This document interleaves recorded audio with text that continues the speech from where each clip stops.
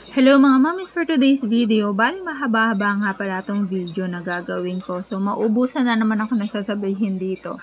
Money pulling cake nga pala ito. Tapos ang size ng mga money pulling cake ko talaga ay nasa 8x4 lang. Tapos maximum of 50 pulls po siya. So, ito, nasa 30 pulls nga pala ito or 30 bills yan siya. Tapos before, ang available nga pala na denomination na ipapapalit ko sa bank may 20, 200 or basta kompleto siya. Pero ngayon, hindi na ako nakakapapalit ng 20 at saka 200. Kaya yan, 50, 100, 500, and 1,000 na lang yun na ipapalit ko para dito. Basta 30 pieces na pool yan. And kapag sa mga ganitong money pulling cake, advance ko ni request at least 5 working days para makapag-request pa ako magpa-bill. Kasi nga, mahirap mag-request ng ganyan or kung wala kang may papalit sa bangko, maghahanap ka talaga. Kaya lang pag ganun, hindi talaga ako naghahanap. Either sila yung mag-provide mismo ng cash or kapag ako yung magpapapalit sa bank, mga 5 working days para may enough time ako na mag-request and gawa na itong DIY. Tapos kung mapapansin ninyo, ilang beses ko siyang tinatry out na na check kung successful ba siya pag hinila.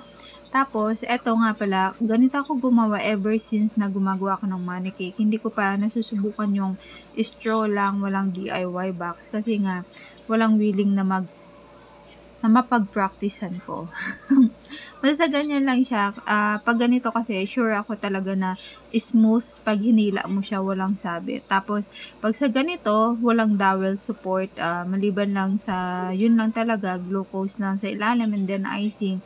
Tapos, 4 na layer nga pala itong cake. Yung first, second, and third, yan yung inuuka ko, tinatanggal ko yung part na yon. So, may sobra siya. Then, kadalasan yung tinatanggal ko nga pala dyan na cake. Either isasama ko siya sa topper or basta ginagawa ko siya ng paraan para may ibalik ko siya kay customer. Optional lang naman yun, hindi siya compulsory. Kaya lang sabi ko para makaiwas na din sa sugar kakakain ng scrap cake, diba? Tapos kung mapansin ninyo, so sakto nga pala yung size ng DIY box sa second and third na layer nung cake. Tapos, yung pinaka-top layer niya, kung mapansin niyo, butas lang talaga siya. Nilagyan ko ng tanda. Doon ko sinalpak yung puller nga pala. Para at least safe talaga siya na hindi masasama paghila yung DIY box. Diba? Tapos, ito, nilagyan ko na siya ng icing. Sa ganito, umaabot yan siya ng 5 inches yung height. Kapag nasa 4 inches yung sinasabi ko na size nung cake. Tapos ganyan, very simple nga lang pala ito. May pagka-minimalist siya. Walang madaming mga flower na artificial or anything. Gusto ni customer kasi is simple lang. Tapos, ayan, pinalagyan niya nga lang yan siya ng ng edible gold doon sa gilid. Tapos, ganito lang, pipe icing lang yung flower. Ang maganda kapag sa mga pipe icing, at least edible siya, compare sa mga artificial flower. Though, mas maganda tignan kapag yung sa mga artificial, yun lang, sayang at hindi pwedeng kainin. Tapos, eto na yung kanyang pinaka-final outcome, diba? Very simple lang siya.